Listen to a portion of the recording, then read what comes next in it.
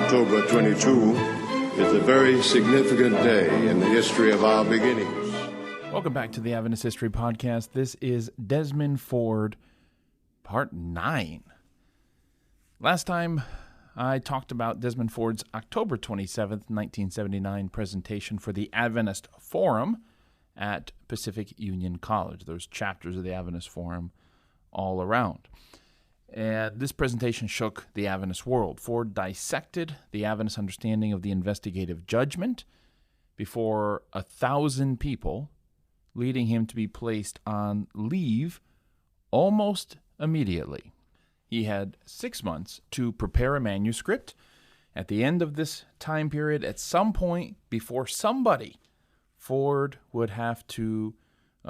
views, would be judged by a hearing committee who would assess his views and determine his fate.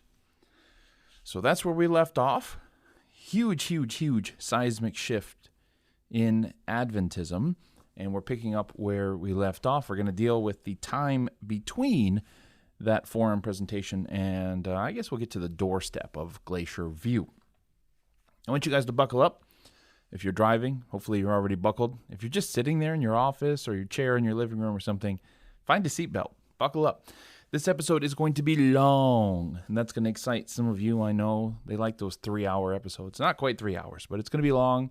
And at the risk of making it longer, there's 2 things I want to say at the beginning. First, this episode right here, the one you're listening to, precisely marks 10 years of doing this podcast. Whew. I am going to release an Adventist History Extra episode talking about these 10 years. So if you want to hear it, go subscribe to Extra on our website or by becoming a patron on patreon.com. It's been a crazy ride. There's going to be a lot more extra episodes coming out. I'm going to tell you about one in just a second. But yes, I'm going to do a little recap, a little reminiscing of these 10 years. I never, ever thought I'd be doing a podcast for 10 years, let alone on Adventist history, but here we are. And all I can say about it right now is thank you for listening. I know there's very few who've been here all 10 years. I think a lot of people picked up between, let's say, 2017 and maybe 2021 or something. We seem to pick up a lot of people during those years. But whenever you jumped on this train, welcome. Just understand the train has been going for 10 years. And the train is tired, but we're not done yet. We got a little bit more to go, and then I'll tell you about what's next after we're done with season 2 here.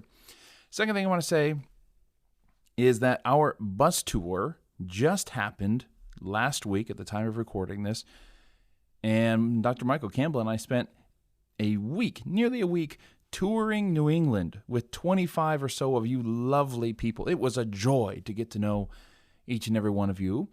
We got to witness Michael's insane knowledge of every nook and cranny of Adventist history. Okay, look, in doing this podcast, I have just plowed ahead, just straight ahead, and this is what I've been studying in Adventist history. But Michael, man, whether you're talking about Adventist printing, whether you're talking about missionaries and what their kids did, like Michael has just got such a breadth of Adventist history, committed to memory and accessible just off the top of his head, and it was fun to watch. We had an unforgettable experience and a number of firsts that no bus tour, to my knowledge, has ever done before. We got access to an office that required a retinal scan to unlock the door, which is pretty cool to see. We got yelled at by some weird guy. Some of us may have broken the law at some point. Can any lawyers tell me, if you correctly guess the combination of a lock, is that still breaking and entering? Actually, never mind. I don't want to know. Michael and I are going to do another tour next October. It's going to be October 5 to 11, 2025, and I hope that you will join us. You can't sign up for it yet, but come the beginning of the new year, I think we're just going to have a shorter window for people who want to come to be able to register for the next tour. So just keep that on your radar if you're interested. We are working hard to reinvent the Adventist Heritage Tour, and next year we're going to be changing our itinerary, and hopefully no 2 years are going to be exactly the same, okay? I know there's William Miller House and Joseph Bates House and, these sort of standard places you stop, but we're trying to find ways to make it a little bit different each and every time. So eventually we're going to bust out of New England, We're going to lead these tours in other parts of the country, so put it on your radar if you're interested. And we also have a podcast that we recorded on our last trip, so that's going to be an Adventist History Extra episode as well. That'll come out soon. So this is a good time to get into Adventist History Extra if you've wanted to get a little bit more Adventist history content. This isn't scratching that itch enough. This is the time to go sign up for it because we've got some fun episodes coming out in the next few weeks. Okay, let's get on with the show. Here we go. I'm going to begin by talking about this book that the Southern Publishing Association released in 1980. It's called Our Times as I See Them. Little-known book. I doubt most people have ever heard of it. But it featured different chapters from different Adventist thought leaders offering their take on current events. And wouldn't you know it, Desmond Ford was one of those Adventist thought leaders offering his take on current events. His chapter was entitled The World, the Church in 1980, and it began with this phrase, quote, "I see no surprises in the world of 1980, end quote. Now, of course, he meant that there weren't any world events that could possibly surprise him given the long history of sin and selfishness in the world, but there were plenty of personal surprises in store for him in 1980. The Ford family moved to Washington to begin their 6-month study leave so that Desmond could write his paper outlining his beliefs. I believe they stayed on Flower Avenue, which was a stone's throw from what is now Washington Adventist University. Fred Veltman, chair of the religion department at Pacific Union College, one of Des's colleagues when Des was there, began a process of collecting materials for Des. A form was sent out. If you have any materials on the subject of the sanctuary, please send them to the General Conference for Des. Because 6 months was not really a lot of time to write a research paper of this magnitude, and they didn't want to get to the end of it only to find out that some pastor in some church somewhere actually had an answer to all of Des's problems. So Veltman was encouraging anybody who has done their own personal research into this, who has studied this issue, please send your research to the General Conference. We want to pool the best Adventist thinking or the most developed, advanced Adventist thinking on this subject together. We want Des to have all of that material as he works out his own views. Meanwhile, people continue to have very strong feelings about Des's forum presentation. Arthur White, Ellen White's grandson, released his own critique of Ford's talk.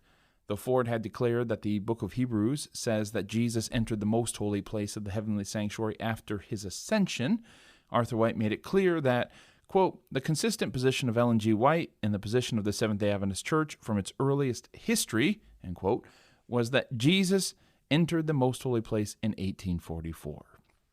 As we go on, we're going to see that Hebrews, and particularly Hebrews 9 and that neighborhood, is going to be one of those battleground areas in this question of whether the Bible supports this Adventist understanding of the investigative judgment. Responding to Ford's statement that Ellen White's role is pastoral, not canonical, Ford did say that in his forum talk that we talked about in the last episode, Arthur White wrote that Ellen White, quote, "was reliable in her comments on doctrines," end quote, and that Ford's position was, quote, "out of harmony with the denominational positions," end quote. In summary, Arthur White wrote that if Ford's position were adopted, it, quote, "counters certain of the fundamental beliefs of the church. It almost entirely obliterates the sanctuary service as significant to Seventh-day Adventists. It robs Ellen G. White of her authority and integrity and reduces great controversy to a reflection of Adventist thinking 100 years ago with nothing to offer in these closing days of Earth's history," end quote. Tell us how you really feel, Arthur. Ted Heppenstall wasn't having it, however. Quote, "Arthur, before you prejudge him, ask him for an interview and listen to what he has to say. He's not trying to pull the house down, but seeking to solve a theological problem that should have been taken care of years ago," end quote. Roy Allen Anderson, whose brother was named among the Concerned Brethren, the CBs, in Australia, lamented Ford's forum speech. Anderson took particular issue with Ford's statement that the Problems in Daniel Committee, which met in the 1960s, was deeply divided. Roy said he sat on that committee, and of the 11 people who were on that committee, only 2 could be said to be sympathetic to Desmond Ford's position. Anderson also reminded Neil Wilson that W.W. Fletcher, whom Des had also name-dropped in his presentation as saying he was one of the great Bible teachers in Adventism, had also started preaching the gospel as a particular emphasis, and he had also been given 6 months to study and present his views before he was eventually removed from ministry. What Anderson meant to imply by invoking this history was clear. Ford was following in the footsteps of Fletcher, and he should expect to suffer the same fate. Now, some of the reactions surprised me. One of the letters Ford received was from a pastor in Texas named Marvin Moore. Moore, as you may know, later went on to author a number of books and worked at Pacific Press. I remember that he once told me that he really didn't take to pastoring well. After reading about how Ford wanted better exegesis on the sanctuary in a recent Christianity Today article, Moore exclaimed, "That's right." Like Des, Moore found the notion of the cleansing of the sanctuary to be a weak argument. Unlike Des, Moore later wrote a book defending the investigative judgment. Richard Howell, and more on him in a minute, received a letter from Warren Johns, the denomination's legal counsel. Johns' letter invites us to ask the question, what did the Desmond Ford controversy mean? Johns wrote, quote, "I like to think that Desmond Ford's quest for perceptions of truth in the open and free environment that has been given is symbolic of the maturity, intellectual integrity, spiritual strength of the Seventh-day Adventist Church.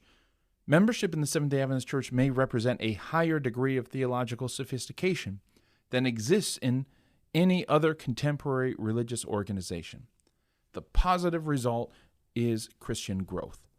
The price of that spiritual growth is the academic freedom essential to the free and open inquiry after truth.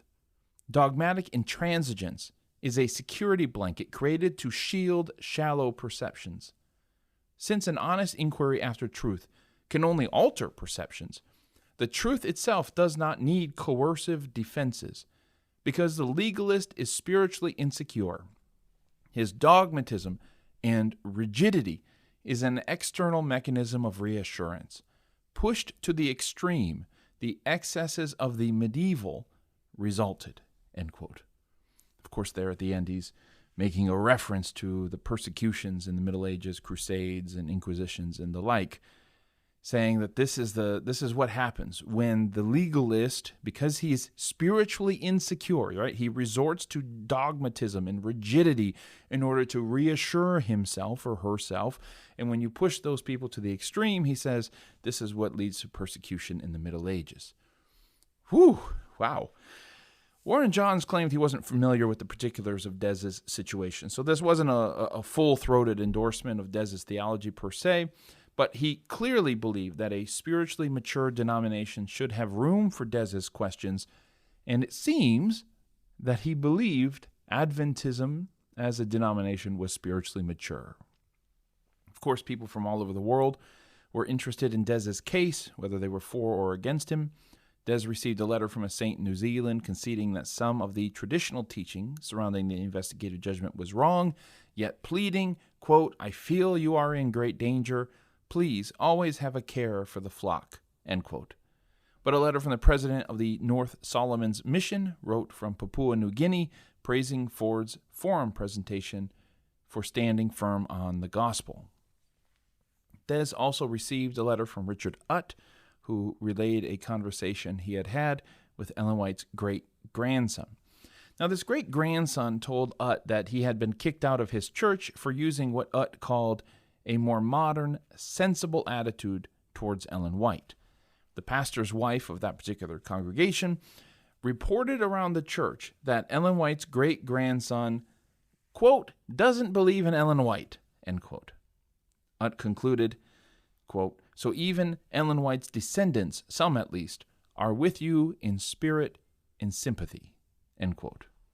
And then there was a letter from what I believe was a union president to a young Ted Wilson. That is very interesting, but there is no way I am going to quote that letter for you on here. I bring it up, yes, because I want to torture you. I want to just dangle it in front of you and then not tell you. I'm sorry. It's just in me to do those sorts of things, but not just to torture you. I wanted to illustrate how the Des Ford situation provoked everyone and their sisters and their cousins and their aunts to write letters to each other. There's even a letter of support to Ford from a French Adventist missionary who left Adventism and converted to Judaism, but who was paying attention to all of this and wrote a letter to Ford. And you're thinking, Matthew, did you need to bring up the Ted Wilson letter in order to make this point? No. I guess mostly it was to torture you. I'm sorry. The Ford family wasn't sad about having to move to Washington to prepare to write this manuscript. In a sense, it was a relief because there's years of tension and controversy, and you're always wondering, where is this thing heading, right? When are we going to cross a line? And so having crossed the line, there's some strange comfort in that, right? Because at least now we know where we stand. At least now we know what's happening. And the family made a new kind of history along the way. As Jillian writes, quote, I also bought Des his first TV because he needed something to get his mind off things, so that was historical. We still wouldn't have one if it were up to him. I still remember the three of us watching Hogan's Heroes, end quote.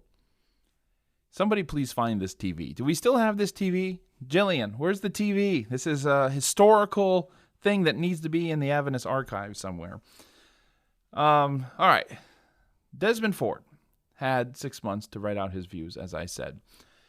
And if you've been listening to this podcast for a bit, you know that this is kind of standard operating procedure whenever church leaders were dubious about the public views of a prominent church employee. I mentioned Fletcher earlier in 6 months. It may not always be 6 months, but this procedure of you get some months here to write out your views, and I think this is a matter of fairness because you're not going to be put in the spot to explain everything that you believe and answer questions, right? You should have time to get those thoughts down, to do some research, to prepare your best arguments that you possibly can. Ostensibly, this is whenever somebody is proclaiming what they call new light, new truth, something maybe that we have missed in the past, and this is about the church being open to new light. So this is the process of like, well, how do we hear new light? How do we evaluate it? Well, somebody who claims they have new light should appear before church leaders and inform them, and those leaders, because of their position and their experience, should be able to evaluate those claims to new life and decide whether that's something the rest of the church needs to hear. Okay, like that's the kind of philosophical framework behind these sorts of things. In practice, I'm not aware of anybody who has ever convinced church leaders that they legitimately have new light from the Lord. So there's the hypothetical aspect of this, right? There's the philosophy of this. There's the reality of this, and oftentimes it leads to the person claiming to have new light finding themselves in a bit of trouble. But nevertheless, that's what this whole process is about. In this case, the General Conference will cover Desmond Ford's expenses, give him access to books and papers he needed to conduct his research. I already talked about how Fred Veltman was trying to find resources for Des, and so they did. This costs the church money. It costs the church attention. It costs the church effort. They didn't have to do any of this, okay? And I think sometimes that gets lost in this. You could have just let Des go after that forum presentation. You could have let him finish the year and fired him or sent him to Iceland or something, right? You didn't have to go through all this effort to hear him out. So Ford was also assigned a minder, whom the more cynical might call a prison guard. That's not fair. But who really functioned as a concierge, and that concierge was Richard Howell. Now, Howell was a veteran administrator serving as the president of Andrews University for 13 years, a record that stood until Niels Erik Andreassen's tenure relatively recently. Howell would close out his career with a 4-year stint as a General Conference president, General Conference vice president, which is where we find him in our story.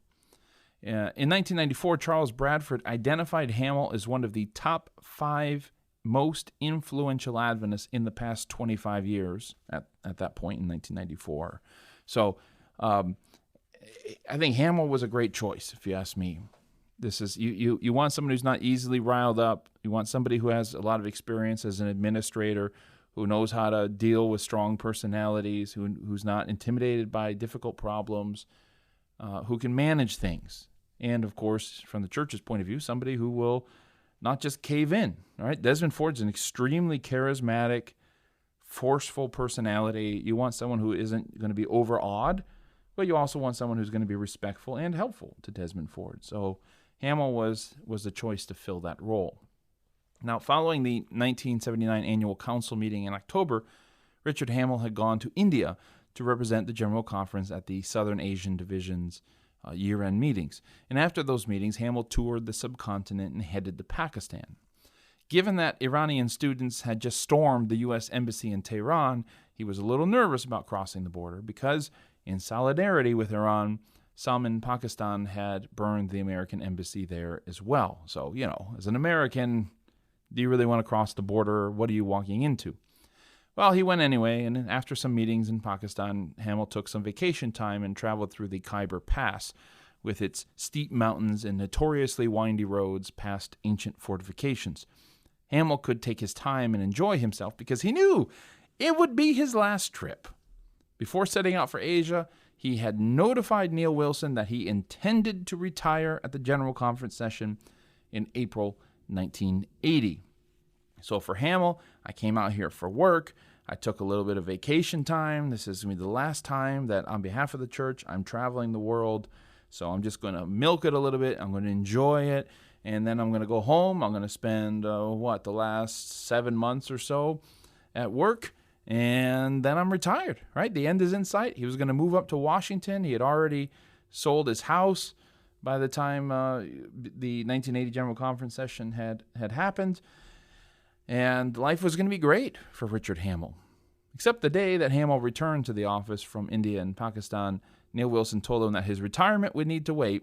He was needed as a liaison between the GC president's office and Desmond Ford. All right. Well, given the contentious atmosphere in the church at that time, this was definitely the job for a judicious administrator. Can't fault Neil Wilson's choice in that sense. But poor Howell, he just wanted to retire. And if there's some retired pastors out there who are listening who are still pastoring a church, maybe you're preaching 2 or 3 times a week, right? Or a month, and you're effectively not retired. This is for you. It didn't start with you. You don't retire in the Adventist Church. You're always available, and Howell, to his credit, was willing to still serve. Nevertheless, this is a thorny problem, right? He had to help Ford conduct his research to write his paper. I mean, Howell was involved in the writing of the paper, but Howell was there to guide Ford in writing that paper and to make sure that whoever that this paper got to whoever was going to end up judging Ford's case in the end, that hearing committee. Howell had to keep things moving. And politically, Howell couldn't be seen as obstructing Ford's research nor caving to Ford's every whim. He was really on a tightrope here, and there were thousands of Adventists for and against Ford who were watching very closely. Now, it was decided to create a committee, informally known as the Ford Guiding Committee. It goes by a lot of different names. You'll find it called different things by different people. I'm just going to be consistent here and call it the Ford Guiding Committee. And the purpose of this Ford Guiding Committee, or this Guiding Committee, was to meet with Ford, offer feedback on the paper that he was writing. Ford and the Guiding Committee, which Howell would chair, both had an interest in helping Ford produce the best version of his arguments. Now, that might seem strange to some of you, so let me talk about that for a second. Why would the church want to help Ford write his criticisms of the investigative judgment? Why would you help this man? Why would you pay for him to have a 6 months leave? Why would you give him access to books? Why would you create a committee whose job it is to strengthen his arguments? From Ford's perspective, he wants to present his best possible paper at the end of this, right? He wants to persuade church leaders, Ford does, of his views, which he thinks are biblical and correct, okay? So you can make sense from Ford's perspective, why he would want help. No matter how good you are, no matter how talented you are as a writer or a thinker, let's be honest, we all benefit from having people who are qualified, right? Competent people critiquing our work. And so Ford could definitely see the value in having a committee go through his arguments and say, hey, this is weak, or I think you're misusing this text, or actually this text over here probably better suits your point, right? We can all benefit from that kind of feedback. So it makes sense from Ford's perspective. Why does it make sense from the church's perspective? Well, assigning Howell allowed Wilson to keep tabs on Ford's progress and to know in advance what Ford is going to say, all right? You don't want to get to the end of this thing, whatever that hearing committee is going to be, and not know what Ford is going to say, because you need to be able to respond to his arguments at that point. You need to be able to have your own thoughts formulated. He has just spent 6 months thinking deeply about these things, and of course, before 6 months, Ford's been thinking about these for decades. So he's going to come prepared. If you're church leaders, you need to have an idea of what he's going to say, what arguments he's going to make. And so putting somebody like Howell as Ford's concierge, as his minder, is a way of keeping tabs on what Ford is going to say. But on top of that, the church doesn't want Ford to show up with a poor paper. Okay? And I know this isn't Ford's style. He's not going to just totally blow it here. But you don't want him to show up and just maybe he just doesn't he didn't do research into questions that mattered to church leaders. Maybe he, because then at the end of that, like, what are you left with? You got to make a judgment based on poorly constructed, poorly thought out arguments. Okay, and again, I'm not saying that's Ford's style. I think Ford is a very meticulous researcher in any event. But church leaders had a vested interest in the person coming before them having the best version of their arguments. That's what you're critiquing. You don't want to critique their worst version of their arguments, because when you make it, because then, let's say he presented poorly, Ford is fired, and then his fans can say, like, well, he didn't say this, or if he would have added this, then things would have changed, right? You want him to have the best version of the argument. That's what you're critiquing as a hearing committee. So you have an incentive, right? Your values align here. Ford wants to present the best version of his arguments. As a church hearing committee, you want to hear the best version of his arguments. That's what you want to be judging, all right? You're spending a lot of time and a lot of money on this process. You want it to be the best possible process. You want him to present the best possible paper at the end. You don't want his fans to say, well, if only he had mentioned this, if things would have been different. What are you going to do? Do this all over again, right? We're doing it once, we're doing it well, and we're moving on. In the first meeting, Ken Strand likened the committee's work to that of a student's doctoral committee. Their job was to challenge and steer the student to a successful defense of their thesis. In this case, they're not trying to help Ford convince the church. They're just trying to help him present his arguments.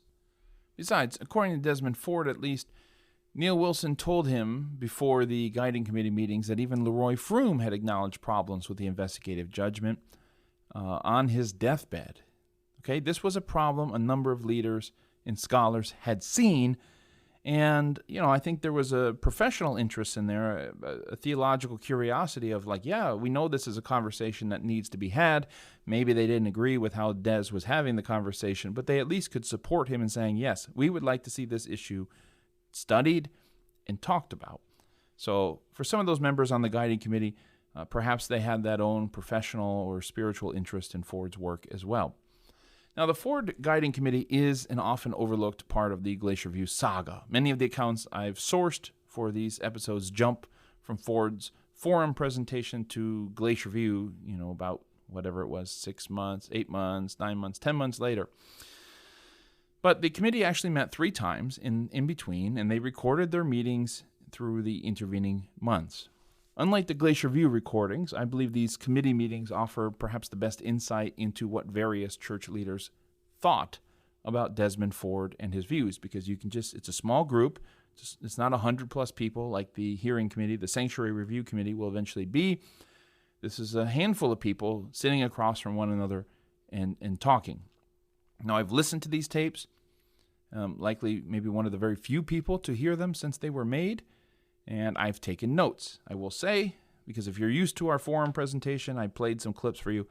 I was not permitted to save the recordings or share them with you. I couldn't use AI to make a transcript of them. So I do have notes on what was said, but I can't play clips for you, at least at least not yet. So let's introduce the guiding committee. Who was on it? Okay, the roster changed a little bit over time. Some people weren't there at the first meeting. They came in a little bit later. I suspect there were some guests that joined them for one of the meetings or whatever. So it's just kind of a evolving, rotating group. But I'll give you this list of names here. Some of them you'll recognize from past episodes. All right, here we go. The guiding committee consisted of Fred Veltman, chair of religion at PUC, Don Neufeld, Jim Cox, Bill Johnson, Richard Lesher, Thomas Blinko, Gerhard Hasel, Fritz Guy, Ken Strand, Gerard Damstedt, Duncan Eva, Robert Olson, Donald Yost, and of course, Richard Hamill as chair. All right, who were these people? I'm not going to do a little biography on all of them, but I want to refresh your memory, and some of these you've heard before, but it's been a while. Bob Olson was head of the White Estate. Fred Veltman, of course, as I mentioned, was Dez's colleague at PUC. He would soon be studying the plagiarism issue, doing that 8-year or whatever study because of Walter Ray. He'd be tasked to do that right after Glacier View. Bill Johnson would become the editor of the Review in just 2 years. Was a long-serving editor. Thomas Blinko was dean of the seminary. Gerard Damstedt had just finished his doctorate in Amsterdam and had begun pastoring in the Potomac Conference, and he would soon be joining the seminary as well. In fact, he was there when I was there. Richard Lesher was in the Sabbath School department and would take over as president of Andrews University in just a few years. Don Yost was director of archives and statistics at the GC. I could go on, but I think you get the picture. This committee largely consisted of administrators and scholars, mostly scholars, with 5 of the 14 also serving on the Biblical Research Institute Committee. The seminary was also well represented. I mentioned Bill Johnson, but Ken Strand taught church history. Jim Cox, who was a New Zealander, was chair of the New Testament department. And by the way, had a PhD from Harvard, so pretty cool. The roster of this committee wasn't easy to come by. Okay, if you stack it with too many anti-Ford people, then Des and his friends could credibly claim that the deck was stacked against them from the beginning, that the church really wanted to put barriers in his way of writing his paper. You might think to staff the committee with more relevant scholars than administrators, but which scholars? Which administrators? Ford had some suggestions, of course, but again, the opposite political concern is there as well. You can't stack this committee with a bunch of pro-Ford people. You can't give the impression that Ford is running this show because you need the Adventist public to have faith in the ultimate outcome. If that's the only way to solve a thing, right? If they don't have faith that there was a proper process in place, that it was fair and balanced, and all of these things were considered, then people are just going to cry foul, and we just spent a lot of time and money for nothing. Okay, so who gets to decide who's on this committee? Like I said, Ford had some suggestions, but Hamill made it clear that he, meaning Ford, wasn't going to choose the members of the committee. Ford wanted his friend Norm Young, arguing that Young was the only one with a dissertation on atonement in the book of Leviticus, but also, he was Ford's friend. Bill Johnson and Jim Cox both supported adding Norm Young, like they saw the virtue in that, but Australasian Division President Keith Parmenter warned Hamill about including Young. Ford, by the way, makes the suggestion for Young for both the Sanctuary Review Committee and the Guiding Committee as well. Ford also suggested book editor Richard Coffin and a Bible teacher at Bakersfield Academy by the name of George Masters. Others suggested Hans Laurendel. Ford moved to add Niels Erik Andreasen in at the last minute also.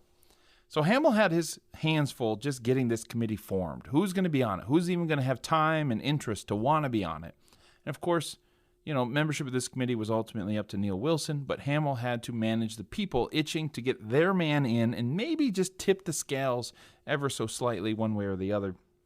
It's not quite analogous to the U.S. Supreme Court of a president wanting to nominate someone who just slightly leans their way in hopes to get a 5-4 majority or something.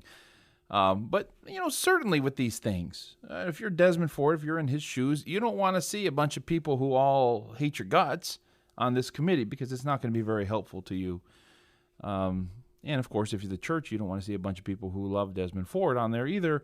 So you're trying to find a mix of people with different specialties, with different experiences, in hopes of really giving Des some 3D feedback from all sides. It was a doubly difficult task because no one at the beginning of this process knew how this was going to go. Sure, there would be some kind of review committee or hearing committee at the end that would read Ford's paper and would make a decision, but who would be on that committee? When would it meet? Where would it meet?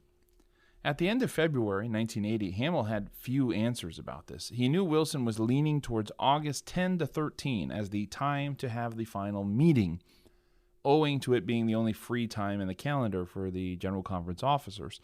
But Howell told Parmenter that the meeting would quite likely be held in the Washington, D.C. area. Quote, although there is a bare possibility that it might be held in Denver, Colorado, end quote. Spoiler alert, it's going to be held in Colorado. Before the committee could even meet, there was a push to act precipitously against Ford before the process had even begun. Okay, so we've been talking about the committee. We've been talking about what's going on with Ford. I just want to zoom out a little bit here and talk about some of the pressure that Howell had to deal with, that Ford had to deal with in these days. So first up, the publishing director for the Australasian Division appealed to his counterpart at the GC, questioning why Southern Publishing Association was selling Desmond Ford's Black Daniel book as part of their Anvil series. Now, Anvil, if you don't know, sounds like a fantastic supervillain organization in the Marvel Cinematic Universe, but alas, it's not. I don't know, maybe it is. I don't read comics. If you don't know, this series was designed, quote, to stimulate constructive reevaluation of traditional thought patterns, end quote, which just makes you jump for joy. That is a bold goal for an Adventist publishing house, to stimulate constructive reevaluation of traditional thought patterns. It is a mouthful. This is not poetry, my friends. But the publishing house was clear that the books of this series didn't necessarily reflect what the church teaches, but allowing members this liberty to encounter new ideas was a bridge too far for the Australasian Division publishing director. He argued that publishing houses, Adventist publishing houses, are to print what they know to be the truth and not dabble in this witchcraft of stimulating thought patterns. That's not what we're about. Okay, he didn't call it witchcraft. I'm calling it witchcraft for him. Howell admitted that there was a certain validity to the publishing director's points, but suggested that nothing be done until a competent committee studies the questions he raised and a publishing board agrees to ban Ford's Daniel. In other words, it kind of looks bad when the president of the church tells a publishing house, I'm banning that specific book. Okay, Howell wanted to see this go through proper channels before any kind of decision was made. Now, after reading about this story, I called a member of our first Adventist History bus tour, Gerald Wheeler, because he was one of the book editors at Southern Publishing Association at this time. So, hey, pretty convenient if you ask me. I asked him if he heard of any attempt to ban Daniel or the Anvil series that they were publishing at the time, and he told me that he never heard of any attempt to cancel the Anvil series, which was actually selling quite well back then. He also told me this hilarious anecdote that I want to tell you about, that one of the books in that series was a book called God Invented Sex. And this book, he said, really increased sales for Southern Publishing Association. Not necessarily because the book itself was, sold everywhere, but because the good patrons of Adventist bookstores back then were a little embarrassed to show up at the store and buy a book called God Invented Sex.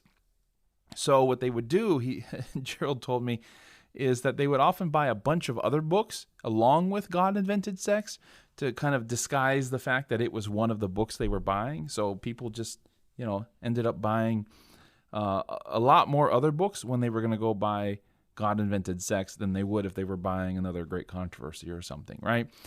So that's fantastic. And after he told me that story, I went and bought a copy of it on eBay because I think that's hilarious. And too bad they didn't have eBay back then. But good for Southern Publishing. Got some increased revenue there.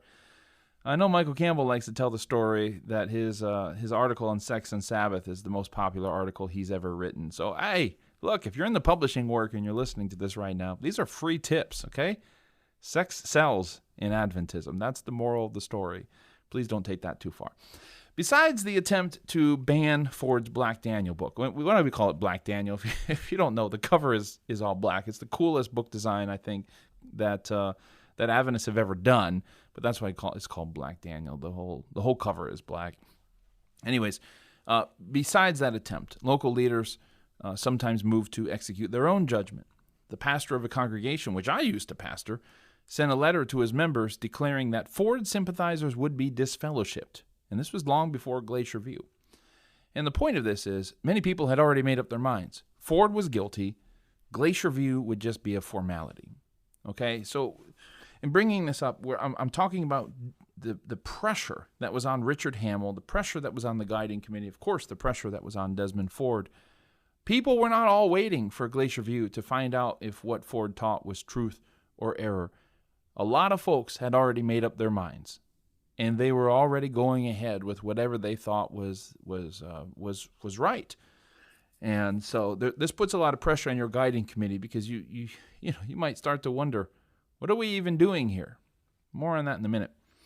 On the other hand, I should say, Ford sympathizers circulated thousands of copies of his forum presentation. This particular thing became a point of contention with Neil Wilson, who just was trying his best to manage the situation and didn't appreciate thousands of copies of this presentation just continuing to go out. And I think it was later discovered that it was Brinsmead, actually, who was behind this, not Ford, but no one really knew what was happening for some years, as I understand it. Naturally, Howell also had to deal with accusations of foul play from Ford's supporters. In the spring of 1980, Ray Cottrell gave his own Adventist Forum presentation in Loma Linda, not to be outdone. Bob Parr, editor of the Record in Australia, called it, quote, the most mind-blowing experience I have had for a long time, end quote. And quote, compared with what Cottrell has done, Ford's talk to the PUC Forum is but a peep and a mutter, end quote. And so this was the irony for Ford supporters. How is it that Cottrell could say things that are more explosive, yet Ford is the one whose views are on trial, not Cottrell's?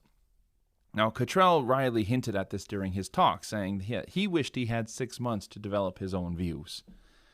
More accusations of foul play emerged after a series of articles were released in early 1980 in the Review, which were very critical of Ford's position, without necessarily mentioning him.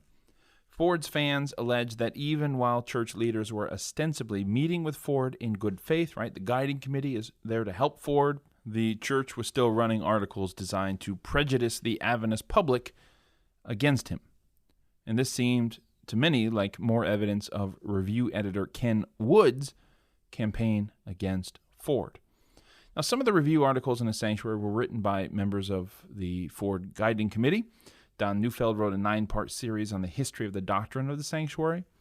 Richard Lesher also penned a 2-part series on Albion Ballinger's heresy, I'm doing that with air quotes, on the Sanctuary teaching back in the early 1900s.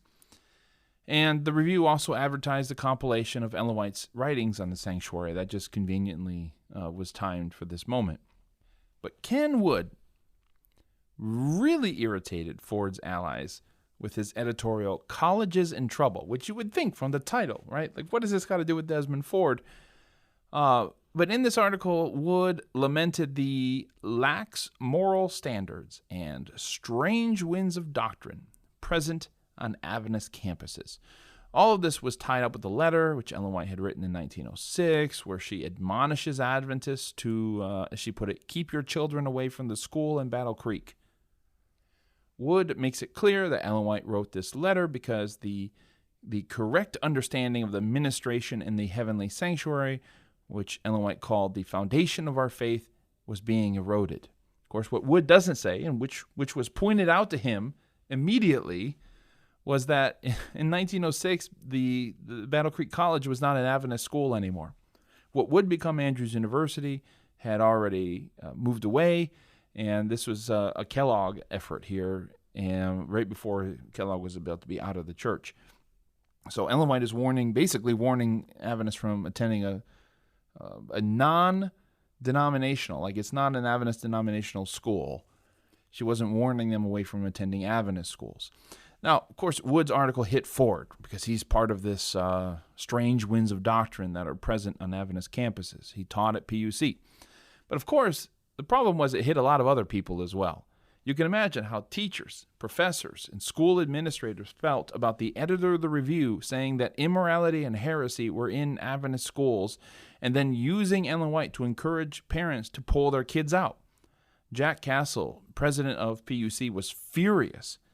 Quote, "In 30 years of service to the church as an educator, I have never encountered such a strong public indictment of our schools and colleges by a church leader," end quote.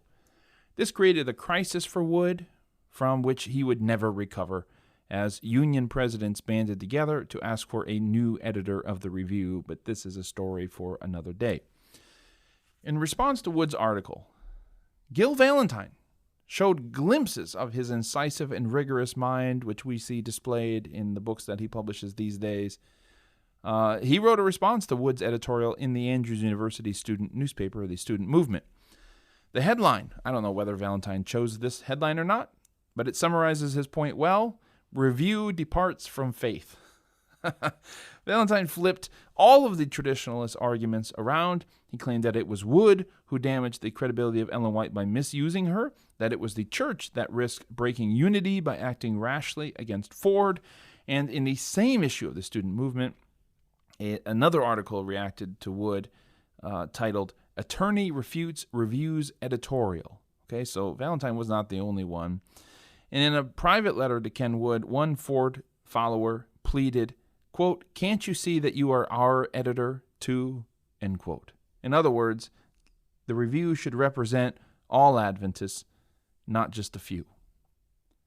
Howell dismissed these critiques, saying that the Adventist Review had requested these articles from the authors before any plans were made for Ford to come to Washington to prepare his paper.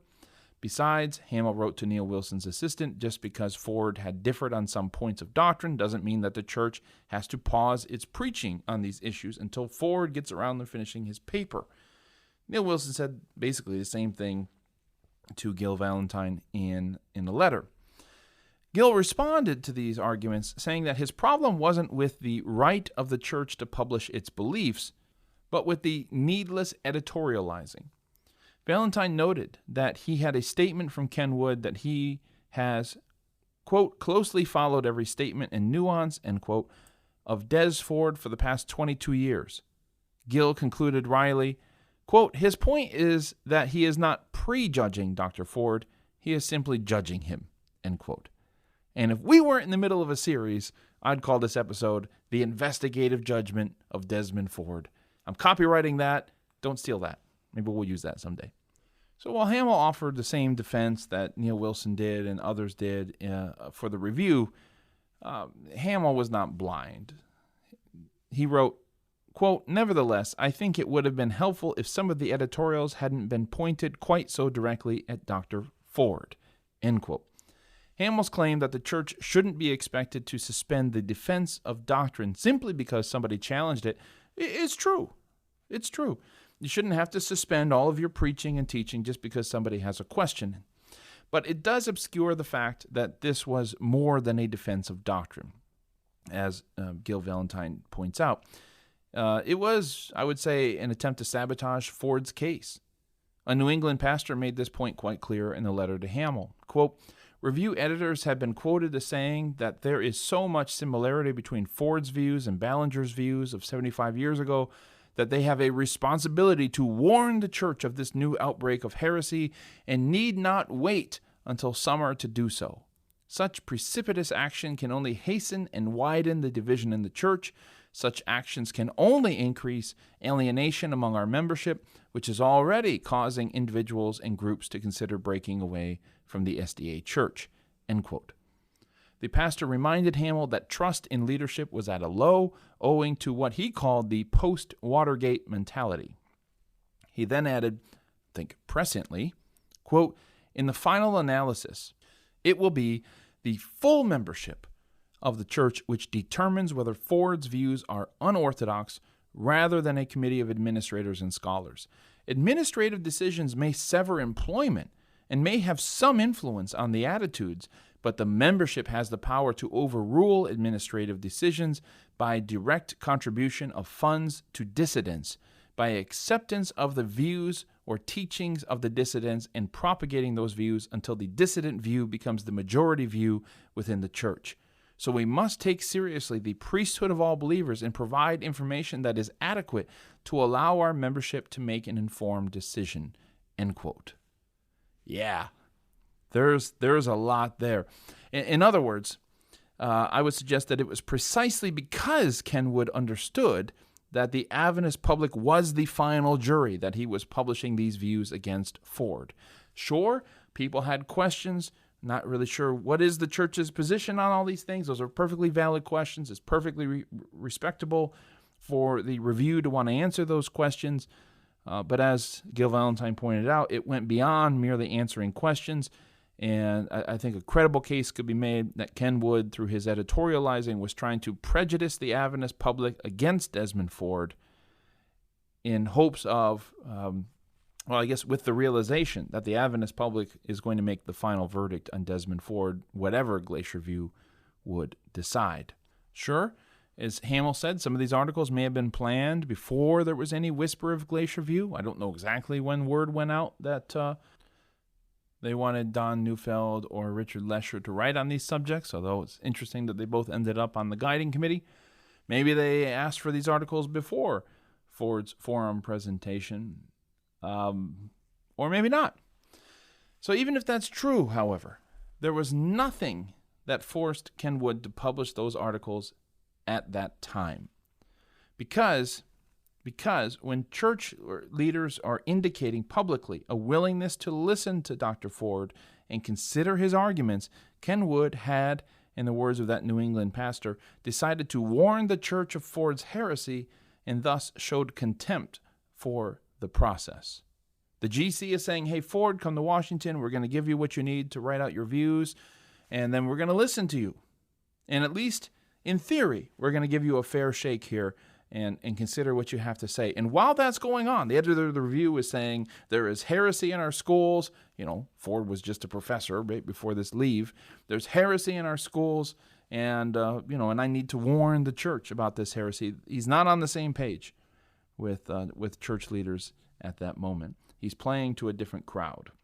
And of course, we see that with church pastors taking matters into their own hands as well. We see that with publishing directors wanting to ban Ford's books. They're not waiting for Glacier View.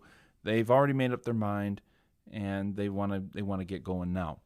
If I were in Howell's shoes, like I said, I'd wonder, what's the point of going through this plan to hear Ford's case when it seemed like everyone had already made up their mind, everyone's polarized on this issue, and some of them are even waging campaigns on behalf of their champions, whether their champion is this traditional view or whether it's Desmond Ford himself.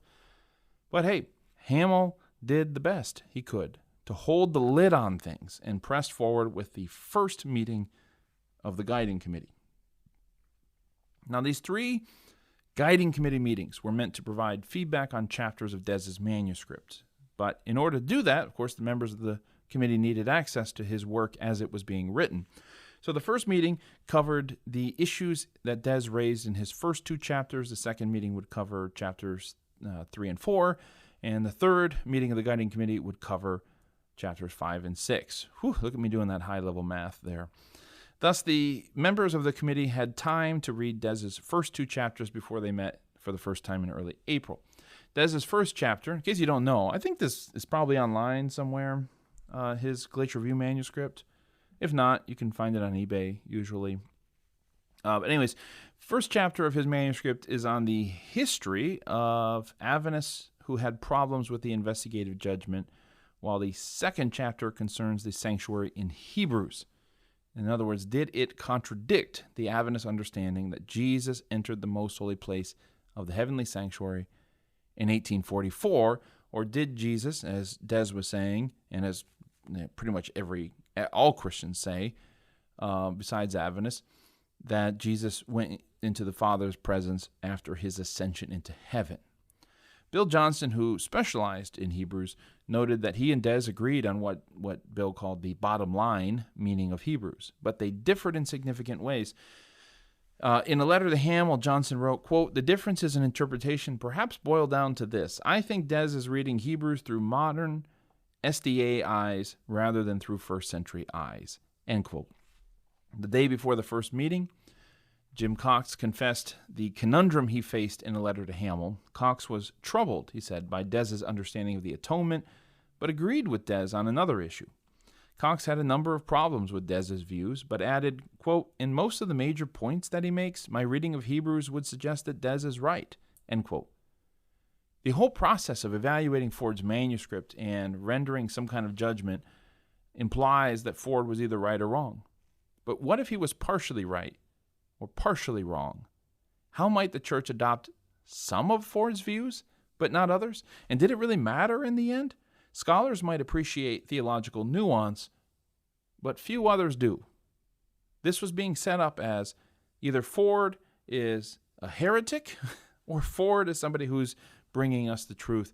There wasn't a lot of middle ground, but the scholars in the guiding committee, at least Jim Cox here and Bill Johnson just referenced, said, I think he's largely right in some areas, but I have my own points of disagreement with him. But was this process being set up to appreciate those points of agreement and disagreement, that nuance?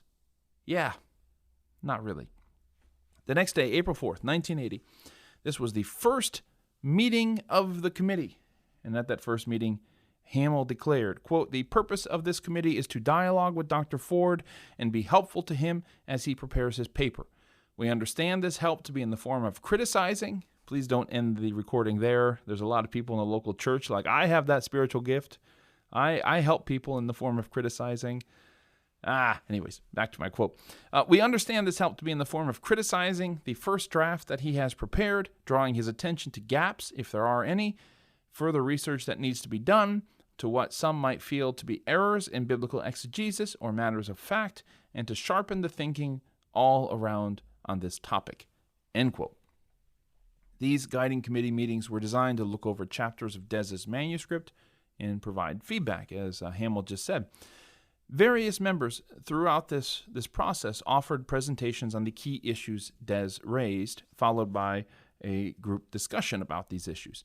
So, for instance, in the first meeting, Jim Cox opened with a presentation on the meaning of the Greek expression tahagia in Hebrews, a word that can be translated as holy or most holy or something like that, in relation to the sanctuary.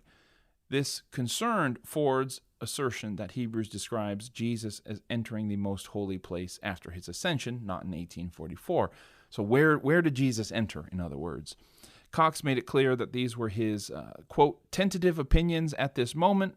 By the time this committee's over, I may have changed my mind and I don't get to be on the tape," end quote. Everyone laughed at that, by the way. Gerard Domstedt responded with a, how do I describe this? A 14-minute comment.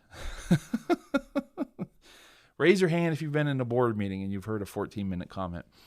Domstedt explained his own interpretation of Hebrews 9 and 10. I mean, he really just kind of methodically goes through these two chapters, explains how he interprets all these salient details that were relevant to this discussion. And after this discussion, Ken Strand spoke up, and to, let's just say, tightly paraphrase him, he said, quote, "I'm going to be even more tentative. Trying to get a handle on what the consistent meaning is here is quite impossible. Maybe we are trying to be too logical, but maybe the context would have indicated to the original reader the point was just not to go back to Judaism. The high priest is the focus, not the sanctuary services," end quote. Someone asked Des, "Is Jesus the high priest and regular priest?" Des responded, "The issue is not complicated for 99% of Christians. Only Adventists see a difficulty in Hebrews." Des admitted that 99% of Christians could be wrong, and he insisted several times, though, that God is always on the side of the facts. Domstedt dismissed the idea that the views of most Christians counted for much, since Adventists, because of 1844, really had to study the sanctuary in a way most Christians did not. Des accepted the point, but added, Brother Domstedt, all the pioneer arguments wouldn't stand for 5 minutes before any classical grammarian, not for 5 minutes, it seems to me. Des here is alluding to Uriah Smith's argument that Tahagia should be translated holy places, that is in the plural apparently, though I haven't looked this up myself. Domstedt responded, right, because they never looked at the book of Hebrews.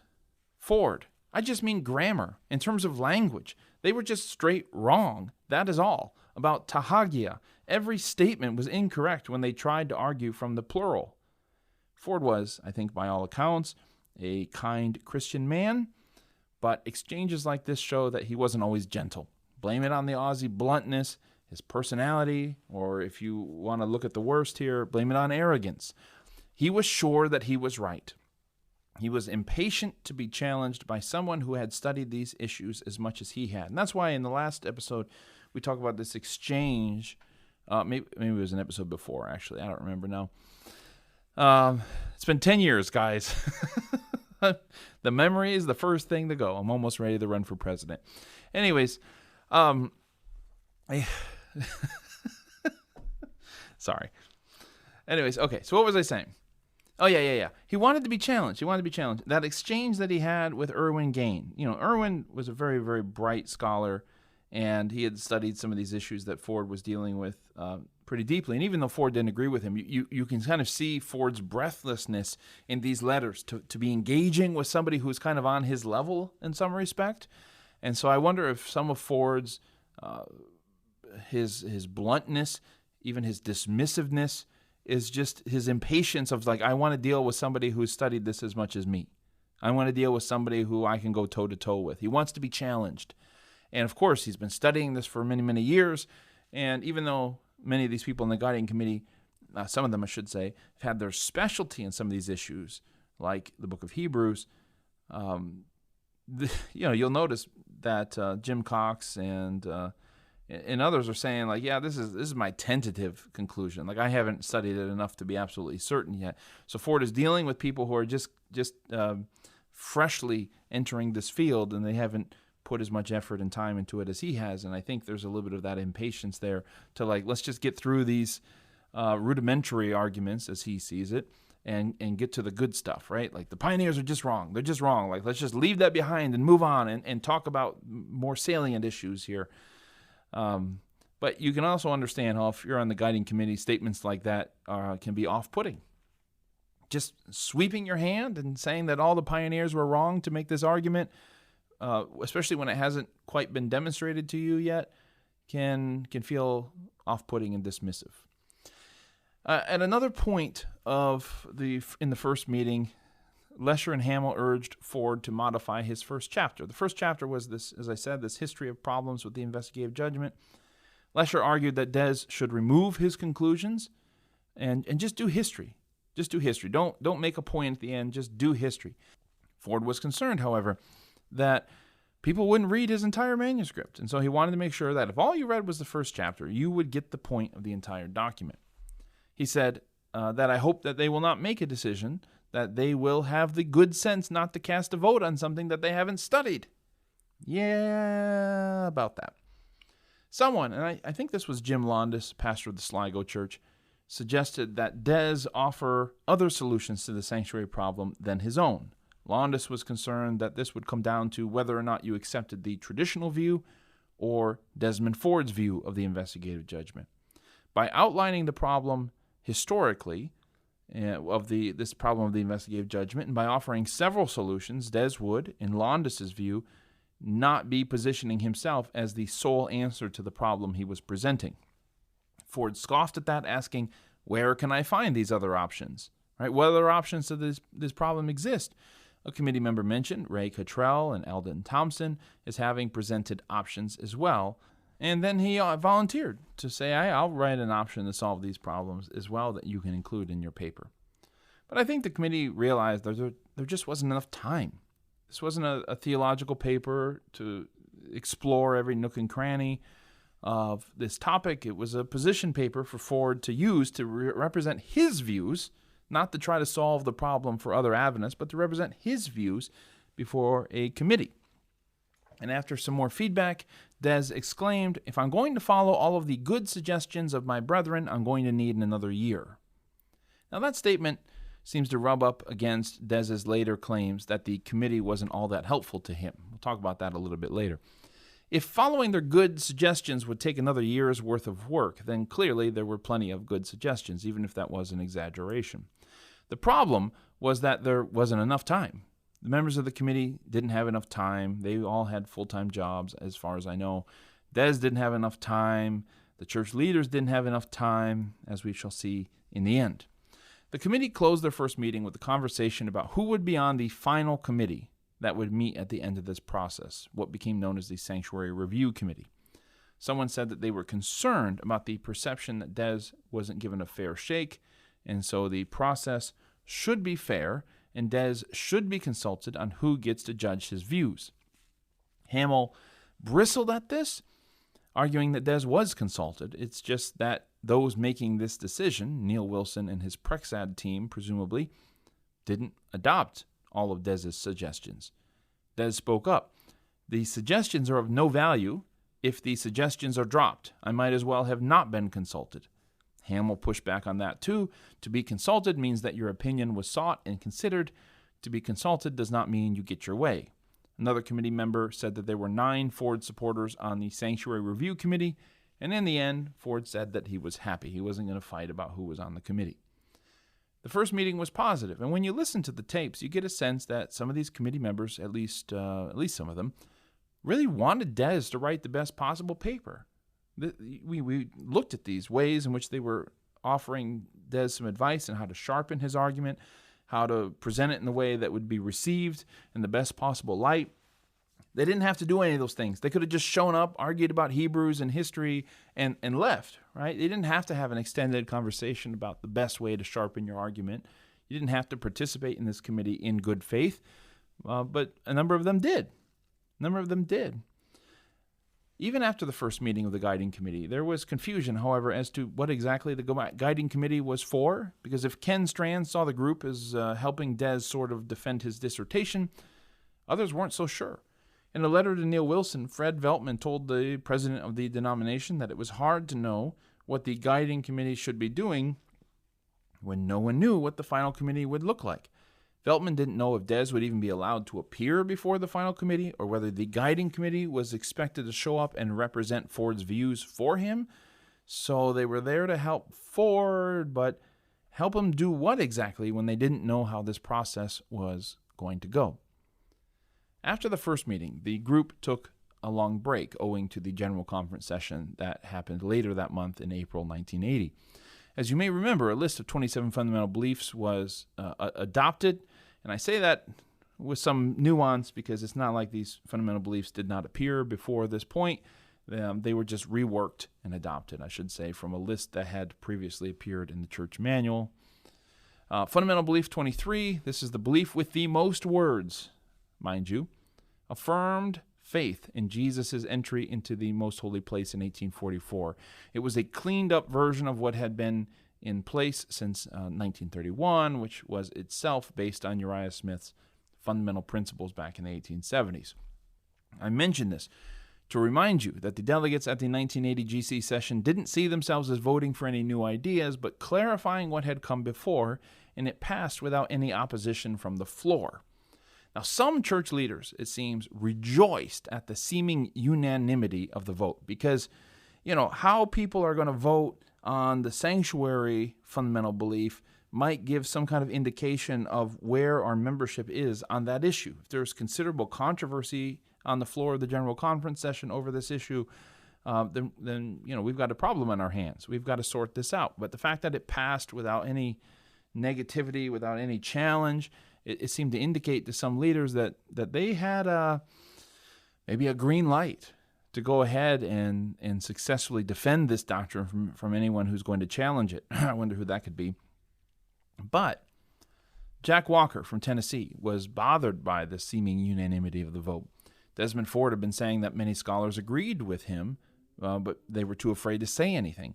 Others had echoed that sentiment as well. And if that was true, Walker said, then it means that, quote, our scholars have no voice in the church, end quote, or else they were willing to let this fundamental belief pass without controversy because they wanted peace. Though we're not going to rehash the 1980 GC session in this episode, you can go back and listen to that one. Walker's concern is relevant here in light of a letter from Fred Veltman to Duncan Eva, the GC vice president.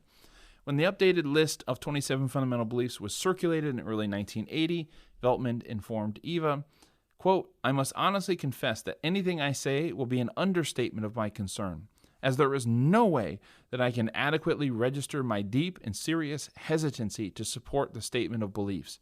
I would just urge the brethren in Washington not to present this statement at the General Conference session, end quote. Why was Veltman so alarmed about the 27 fundamental beliefs? Because, he argued, there wasn't enough time to properly run them by church members and give them time to send feedback through the delegates. If you'll recall from that episode, the 27 fundamental beliefs did not appear before the membership of the denomination until the end of February 1980. So they had less than 2 months to think about it. In fact, much less than 2 months when you consider that they needed to think about those beliefs and talk to the delegates that were representing their conference or union or whatever at the General Conference session. So Veltman's problem with it is this process has been too hasty. There's no way the World Church can give us feedback through their delegates that would appear on the floor. And so Veltman said to the GC vice president that he could not support the 27 fundamental beliefs. He thought this was too hasty of a process for it to truly be representative of the membership. Walker represented an interest among the Adventist public that they wanted to know where their Adventist teachers, scholars, and pastors, what they really believed. And he wanted to know what influence Adventist scholars had. He asked the General Conference to survey its employees and to see where they stand on the issue of the sanctuary, but he was told no.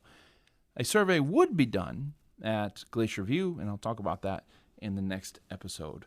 So it seems to me that if Walker's letter and Fred Veltman's letter is any indication, the 27 fundamental beliefs could not be said to, of course, represent all Adventists. What statement represents every single Adventist? I don't know. There's always some differences in something or another.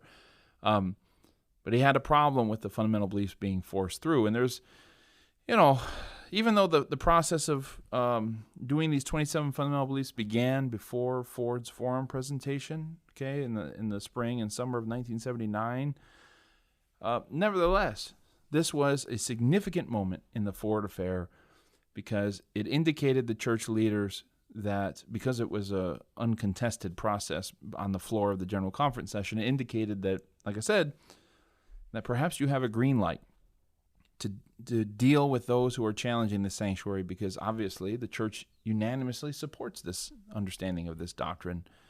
And so go right ahead. We'll talk more about Veltman and his protest at the very end. Des sent out chapters 3 and 4 before the second meeting. These chapters focused on how Adventists had interpreted Daniel and Revelation in light of the investigative judgment. Bill Johnson thought chapter 3 was far better than Des's first 2 chapters. Quote, its chief value in my judgment is in its clear and persuasive account of the principal theological problems which we as SDAs must face in our distinctive eschatology, end quote. On May 29th, the guiding committee met a second time, this time at Andrews University.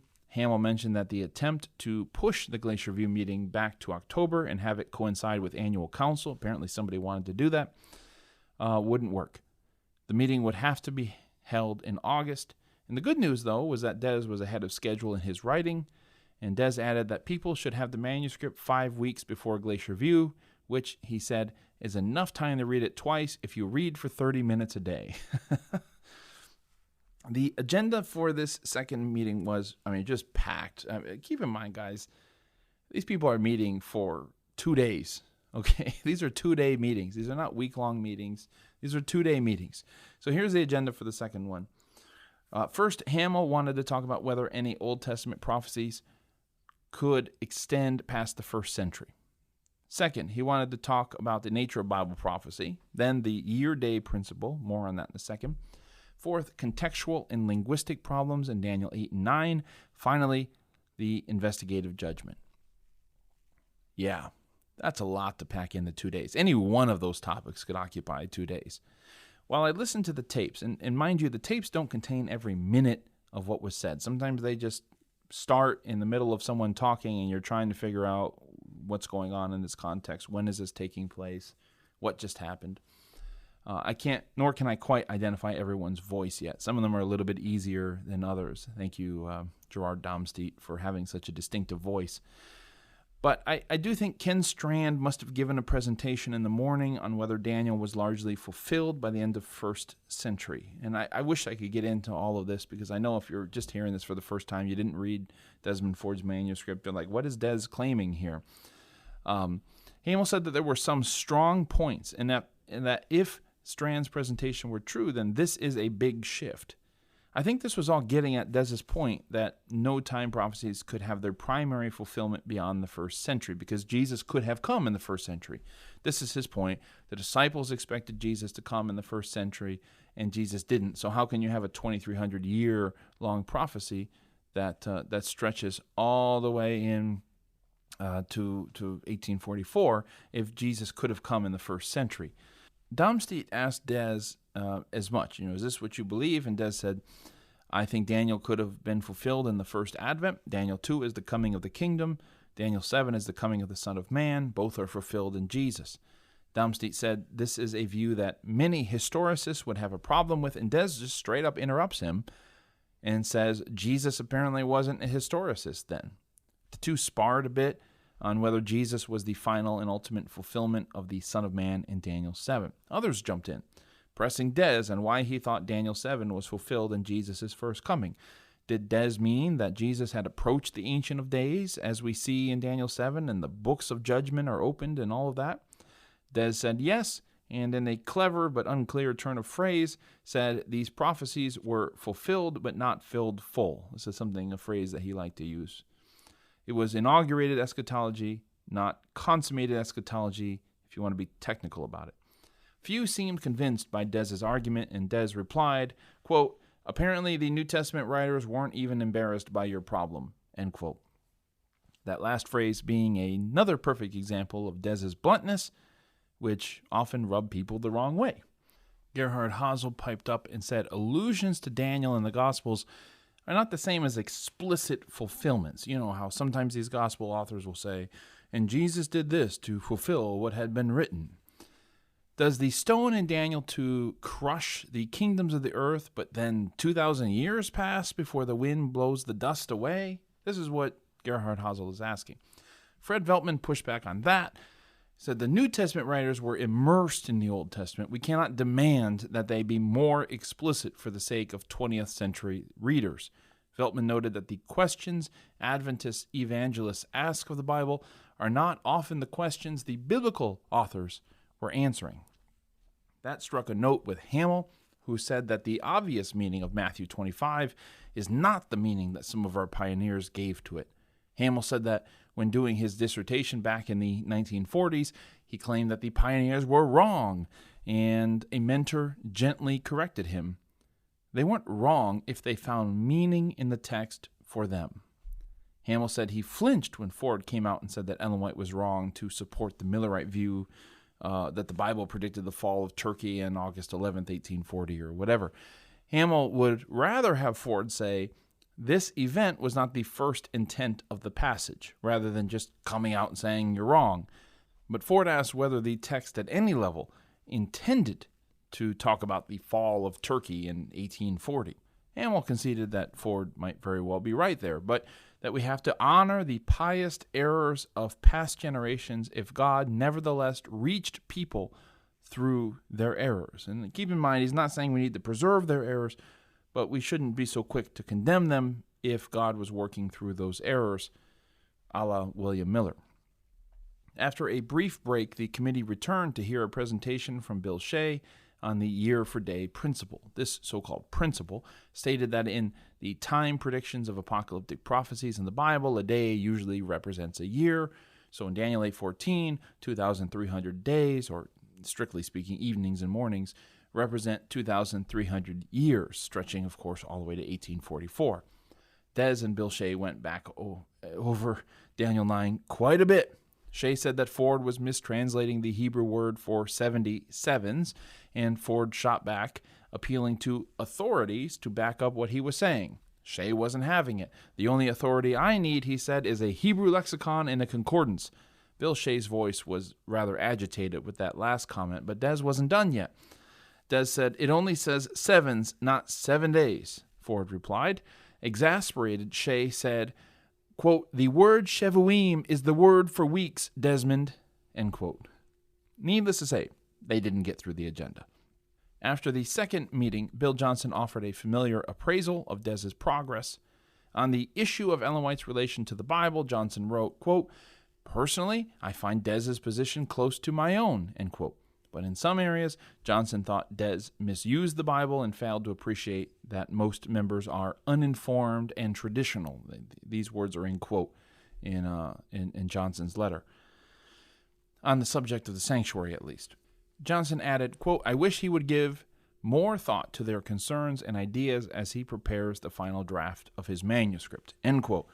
In other words, Bill Johnson is thinking of the common Adventist out there and how they are going to read these things, right? Is this manuscript written to persuade them, or is it written to shock them? At the beginning of the third meeting in the middle of June, Howell spends some time talking about Mount St. Helens and the famous eruption that had occurred just a few weeks prior. Also, Howell says that he hasn't been to Washington since their last meeting or has been able to talk to Neil Wilson, so he was presumably in the dark about answering some of the questions they may have had about what Neil Wilson wanted. Ford shared about working in a newspaper office as a kid and how Ellen White's The Great Controversy had helped lead him to Christ. Des talked about his lifelong quest to better understand the nature of inspiration, both of the Bible and Ellen White, and he noted a number of statements which he said were proof that the pioneers were practicing bad biblical exegesis, but that it's fine because we're not saved by our correct theology. But just taking the text, whether the Bible or Ellen White, as it reads, as people like to say, isn't always the most accurate way of understanding what the author meant. And this led Richard Howell to think of a story from back in the day. He was attending a camp meeting at Walla Walla, and a GC leader was preaching. And after pointing to a text, the GC man said, "Now what does this mean?" And a man sitting in the front row of the camp meeting shouted back, "Just what it says." And the guiding committee laughed again, right? Someday I will write a paper on these meetings, unless someone else beats me to it. But this episode is long enough, I think, at this point. Long enough. And I think you get a sense for the kinds of conversations that happened in these three guiding committee meetings. We've seen examples of thoughtful intervention and wanting to help Des present his argument in the best way possible. We've seen some back and forth that were tense and challenging, where people were not afraid to say where they thought Des was wrong. And we've seen some moments of levity and jokes. Like, these are people who get along and enjoy talking about the Bible and share a commitment to the Bible and Ellen White and all of this. All of these things happened in these guiding committee meetings. So what was the legacy of the guiding committee? Well, Des believed that it wasn't as helpful as it could have been, which I guess is true for many things in life, right? Because all the members of the committee had other full-time jobs. Again, presumably, I don't know. I didn't look up what all of them were doing at this moment. Howell confessed that, quote, "We had trouble getting written replies to the first drafts of each chapter," end quote. And also, some committee members never offered any feedback, and when the tape recorder was turned on, didn't speak. That's a problem with taping your meetings sometimes. Ford later complained that he didn't get enough feedback for his manuscript, and at Glacier View, he would give his own appraisal of the guiding committee. Quote, "There are only several critiques of my paper by the guiding committee, and about the only one of any consequence was that written by Gerard Domstedt," end quote.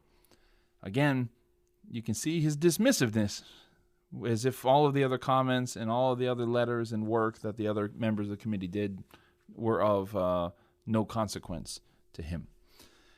On the other hand, Howell lamented that, quote, "I was not able to detect any changes in his drafts from the considerable number of written responses we did receive," end quote. Even as the committee advised Ford to shorten his manuscript, they said it's just getting too long. No one's going to have time to read this whole thing. Howell noted it just kept getting longer and longer.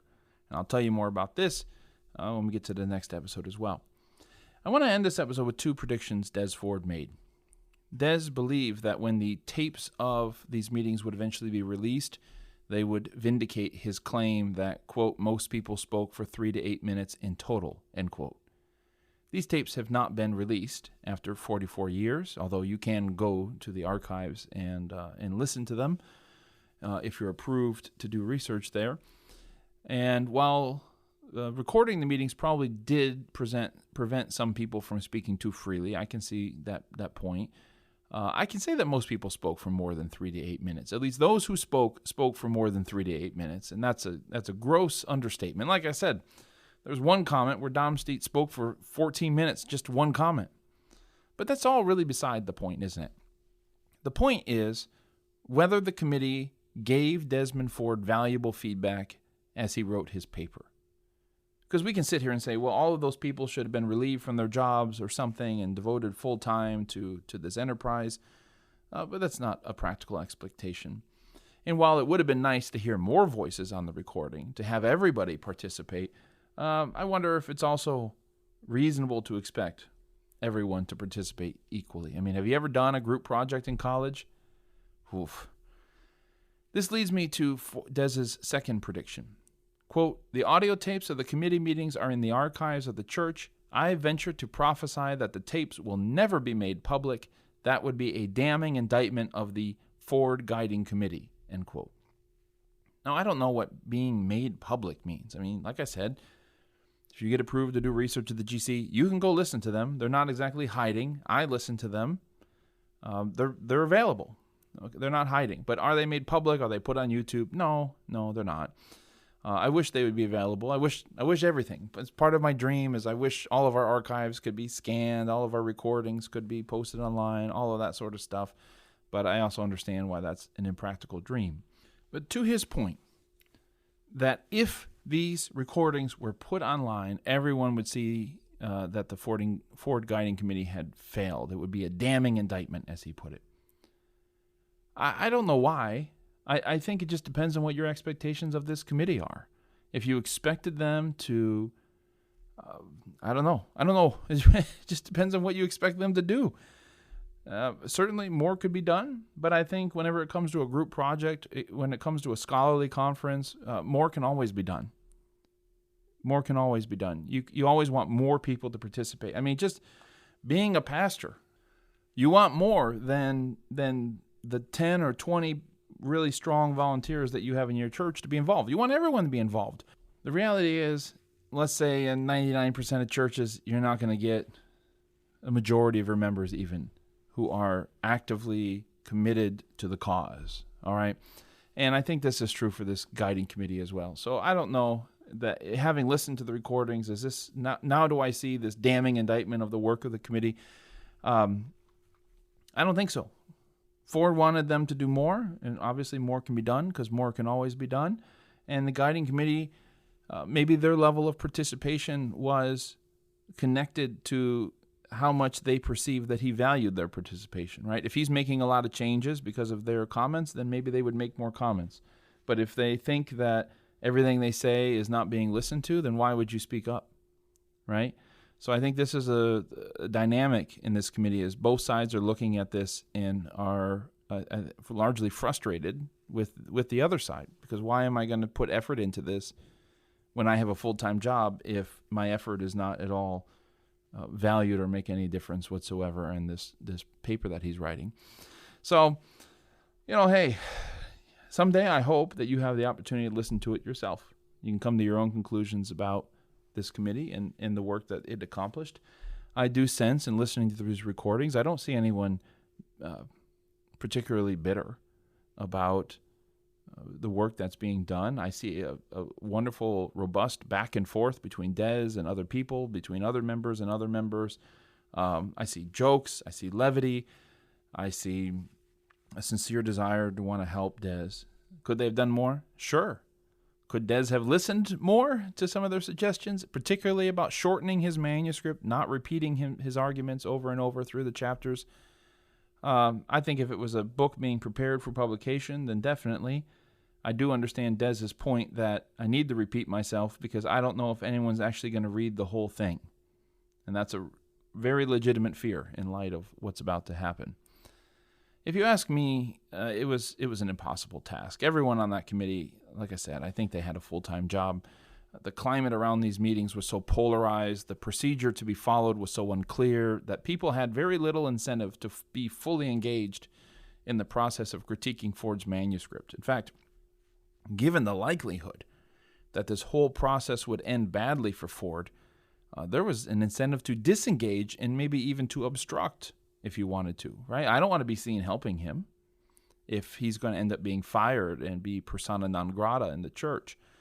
But I don't see a lot of evidence of that. If no one's actively, as far as I can tell in these recordings, trying to obstruct Ford or just kind of distract or pursue dead ends with him, get him to chase wild geese and all that sort of thing. But in the end, let's just put it this way: the process wasn't really set up to achieve its goals. Ford needed more time. The committee members needed more time to work with him. And orders from Neil Wilson requiring them to do their best. That would be helpful as well. Squeezing Glacier View in between events on the General Conference calendar sent a message that this was not a huge priority for us as church leaders. On top of that, members of the Sanctuary Review Committee at Glacier View would barely have time to read Ford's manuscript, particularly if they were traveling from overseas. It just wasn't enough time. And I understand from the church's point of view, what are we supposed to do? Clear our whole calendar here and say, okay, Des, we're here for you. No, you can't send that message either, can you?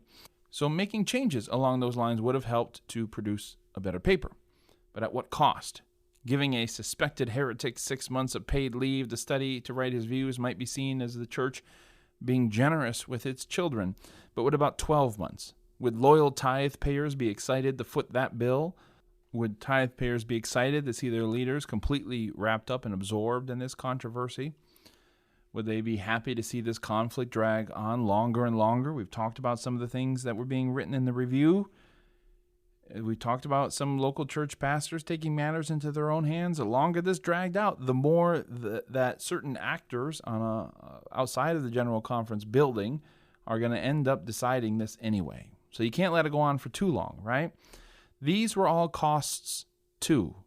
Could the church afford to send the message that if you are loud enough, articulate enough, popular enough, that we will drop everything and listen to you?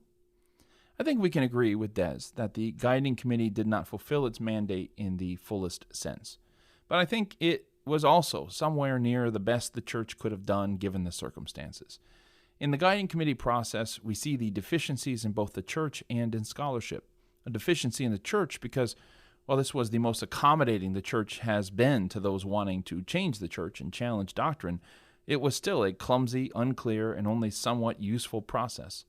We see deficiencies in Adventist scholarship because, well, we see how hard it is, yet again, for scholars to work together and their own sense of insecurity in a church that welcomes and fears them at the same time. For the guiding committee to be what Desmond Ford wanted, all of these structural realities would have had to have been addressed, and there's no way practically that would have happened. Years after the guiding committee, Richard Howell would come clean about his own struggles with the investigative judgment. He wrote that the fact that, quote, our time projection is off has already been proven by the inexorable passing of around 150 years since that time scheme was first projected, end quote. Yet Howell was not free enough to admit this in 1980. He wasn't afraid to agree with Des sometimes in the guiding committee. He still considered himself, however, as he would later put it, a company man. Howell couldn't have known how Glacier View was going to go. While Ford's fans suspected the worst, there were many who genuinely believed the church might come around to Ford's side. For others, like Fred Veltman, this wasn't about Ford as much as it was about the role of scholarship in the church. He saw historic significance in this moment.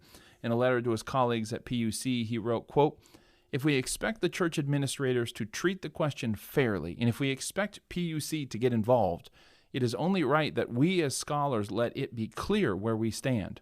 The more clearly we as scholars let the review committee know where we stand and why, the greater will be the chance that the final action will be representative of the church as a whole. This is no time to hide behind someone's skirts or let Des be the fall guy. We may not agree with him, but as teachers of the church, it is our duty to participate in the search for truth and to be as open and honest in our witness as we expect others to be. Maybe the 1919 Bible Conference minutes were shelved to protect the jobs of those who attended and raised these questions. Let us not allow those who follow us to say that we shelved an important question or let someone else take the pressure so that we could save our paychecks." End quote. But the writing was on the wall in a myriad of small ways, not the least of which was the sacking of Des's old editor friend at Science Publishing Company in Australia, Bob Parr. At an Australasian Division Executive Committee meeting, he wasn't renominated for his job, and he blamed the concerned brethren, one of whom had apparently told him that they were going to get him fired, so I think, it's a fair way to point the finger. Des's other friend, Eric Magnuson, president of Avondale, was removed as well just before Glacier View. Another glimpse of the writing on the wall happened when Richard Howell went that summer to speak to the Washington camp meeting. He reassured them that, hey, I'm going to outline what the issues are, but I'm not going to bring my own judgment into this. But it didn't really matter. People read in between the lines, and they heard what they wanted to hear, to both Des's and Hamill's regret. Hamill said that he had gotten a letter from a Brinsmead follower who insisted on using the NIV translation, the New International Version, to prove his theology. But apparently someone in the audience thought they heard Hamill say that it was Ford who relied on this translation to prove his theology. But on and on and on, the misunderstandings went, and Hamill had to write a lengthy letter to Ford to try and set straight what he had actually said. Some of Ford's followers and friends were being forced out, and then there was a willingness, it seems, to misunderstand everywhere. The writing was on the wall. Des and Jillian began hearing dozens of accounts from people who somehow knew that Glacier View would only be a formality, that the decision had been made somewhere at the top. No matter what Ford wrote, he would have to go. And I will tell you right now, I don't have any evidence that church leaders had made up their mind against Ford ahead of time. Of course, the chips were stacked against Desmond Ford. Of course, his views were on trial after all. If Neil Wilson and his Prexad group thought to get rid of Ford at any cost, it doesn't seem like they wrote it down. Now, I want to end, I guess I said that before, didn't I? This is like the second ending. It's like a Return of the King movie. There's like 15 endings to this episode. I want to end by talking about all of the letters that went around between people in the early 1980 about Desmond Ford. Yes, all of these letters concern a conversation which people were having about Desmond Ford and the investigative judgment. But these letters also speak to a greater conversation, a conversation about what it meant to be an Adventist in 1980. Yes, with Desmond Ford and the sanctuary question, with Walter Ray and the Ellen White questions, including Don McAdams and his work, and man alive, so many questions going on, right? Going through these letters, you get a sense that this moment was about so much more than Desmond Ford and the investigative judgment. He was the catalyst. He was the reason for writing. But it wasn't all about him. Warren Johns, whom I quoted earlier, saw it. He saw it as a tug-of-war, as he put it, between maturity and immaturity, between dogmatism and truth, between legalism and gospel. And this doesn't mean, of course, that Desmond Ford represented all that was good and the traditionalists represented all that was wrong. But a number of these letter writers were clearly hungry to have the conversation about where the church stood and where the church was going. And if any leader thought that getting rid of Desmond Ford would somehow satisfy this hunger for their church to confront itself and change, they were sorely mistaken, because this issue was about a lot more than Desmond Ford. So, my friends, it's finally time to talk about Glacier View. We'll see you next time.